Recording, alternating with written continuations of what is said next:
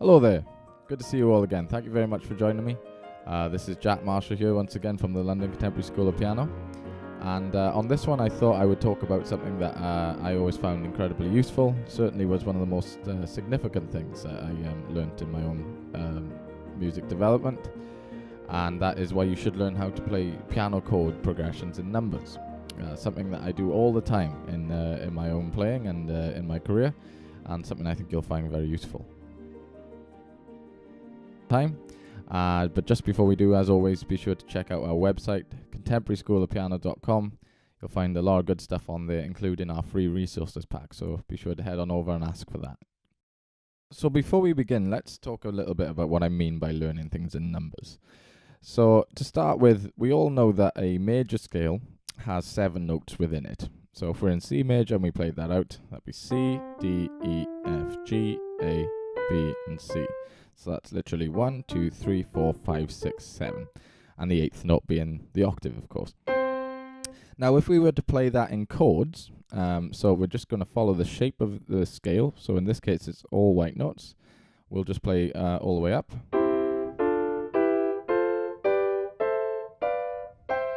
What you find is that certain chords are majors and certain chords are minors. And if we actually find out what those are, we'll see that C major the first one, then it goes to D minor, E minor, F major, G major, A minor, B diminished, and then we're back at C.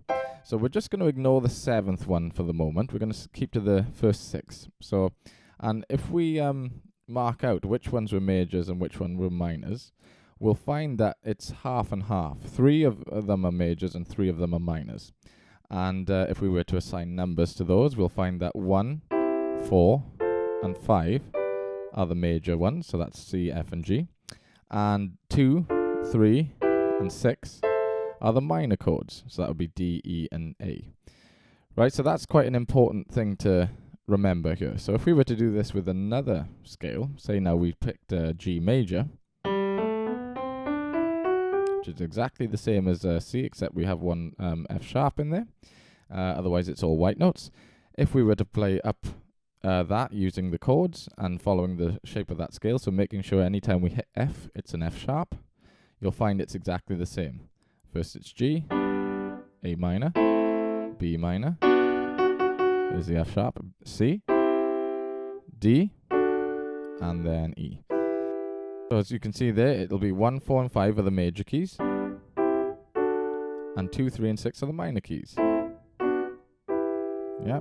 So this is a very important thing to remember, because this happens across all 12 keys, right? You can do this in any scale, and as long as we're following the shape of the scale, you'll always have 1, 4, and 5 as the major chords, and 2, 3, and 6 as the minor chords. So I want you for a moment to imagine that we're playing a song that goes F major, G major, D minor, C. And we're in the key of C major, I should have mentioned. So that would be F major, G major, D minor, and C. So if we were to mark that out in numbers, those would be 4, 5, 2, and 1.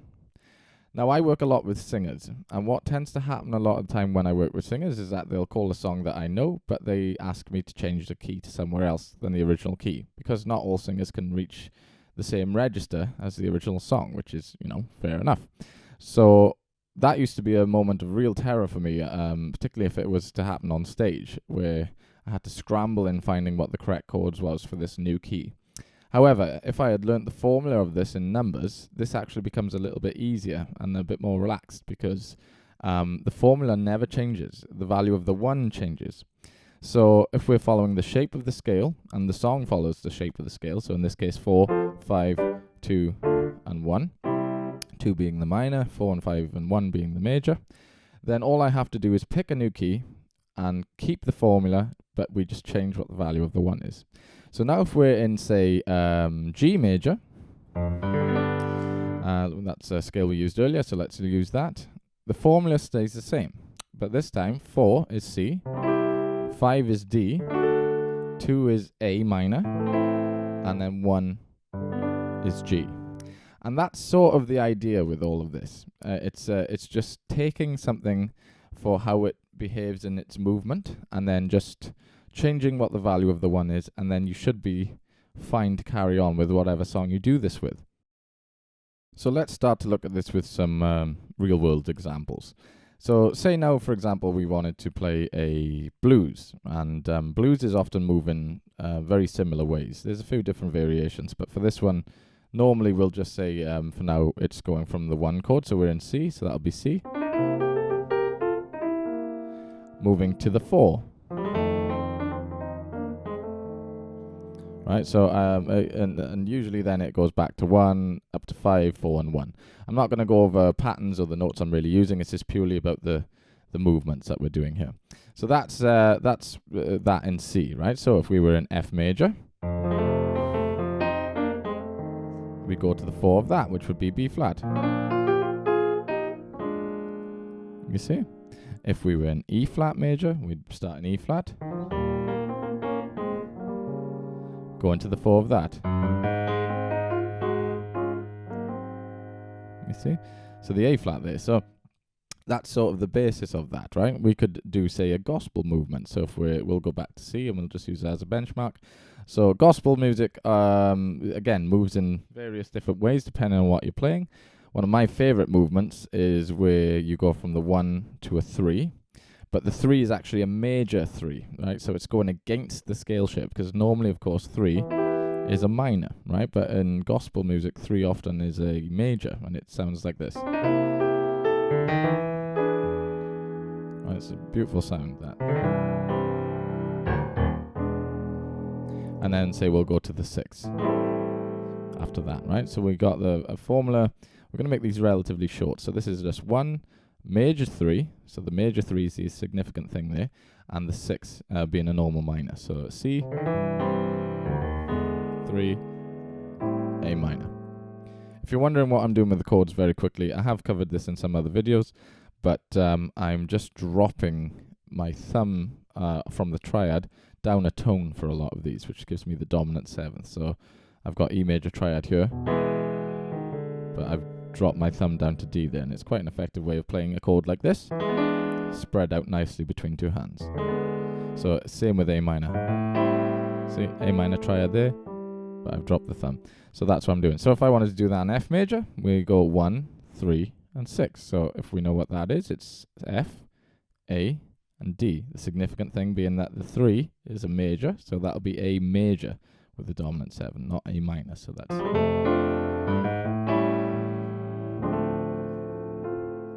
You see?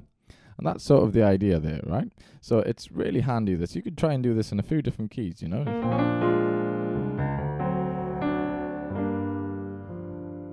Right, and you can start to see how, as long as you know your scales, this is pretty accessible to you. And you'll find that this is not as much of a workload as you might have originally thought to transpose into different keys. I'm going to give you an actual real-world example now as well, and we're going to play a tune... I figured I would pick a popular tune, and I always tend to pick jazz ones because that's usually my background. But I figured we'd play maybe a popular tune a bit more, and I thought we'd pick maybe perhaps a Coldplay tune, Viva La Vida. And it's, if my ears are treating me right here, it's a...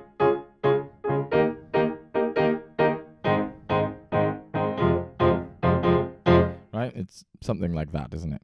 Now the chords itself... Well, first what we need to understand is that the original key is in A flat. Right, so it's important to kind of know that we're going through there. And if we mark out the chords and we find it, we'll find that this actually follows the major scale quite to the letter. So the first chord is the 4 chord, which is D flat major. Then the 5 chord is E flat major. We go to the root, which is the 1, and that's A flat major. And then we go down to the 6 chord. And we're playing that as it's true to the scale, it's a minor 6, so that's F minor. So, and now you can do this with inversions and things, which is something you may want to get. You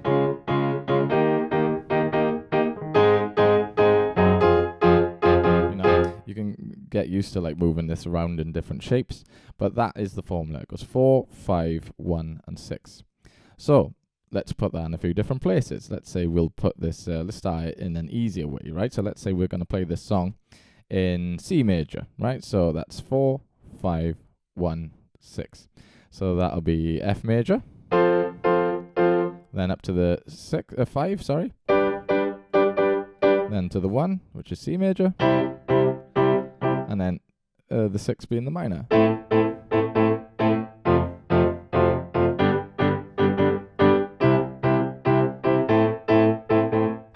If we wanted to do this in, say, F major, we could do it in the same way. So we go to the 4. Remember, it has to follow the scale. So it's B flat to begin with. So that's the 4, and then it goes to the 5, and to the 1, which is F. And then the 6 being the 6. 6 being the D, beg your pardon.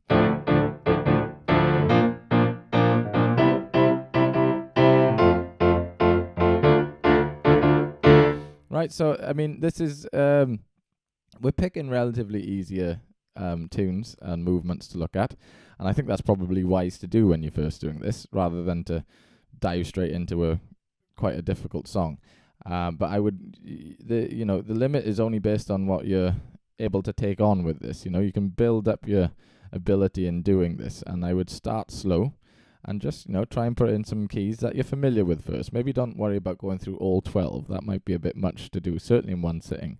But if you're good in some keys, and you are better in some keys than you are in others, which is, very normal, then I would try and just put those in some of those keys. And then you'll find quite quickly that you're able to do this. And it's not a case of relearning every single chord again. It's a case of just remembering what the formula is. And any time you learn a new tune, I'd really suggest you consider doing it in the number format. And that is essentially it. It was quite a quick one today, but it didn't need to be that long to explain just the basics of that. It's just finding the formula of a song that you are playing, and just moving it into different keys, and just change what the value of the 1 is. Don't think of it in individual chords. I think you'll find that this is a far quicker way of learning songs. Certainly was for me. And you don't have to be a math whiz to do this, right? I certainly am not. And you basically only have to know how to count to 7, and then it's all within that space. So you just move it along and change it depending on what key you want to go to. It's very useful. Otherwise, just to say thank you very much again for joining me. This was a bit of a quicker one today, I know, but I hope it was useful. And do check out our website again. Remember, that's contemporaryschoolpiano.com, and ask for the free resources pack. It's very useful, and I look forward to seeing you on the next one. Thanks very much. Cheers.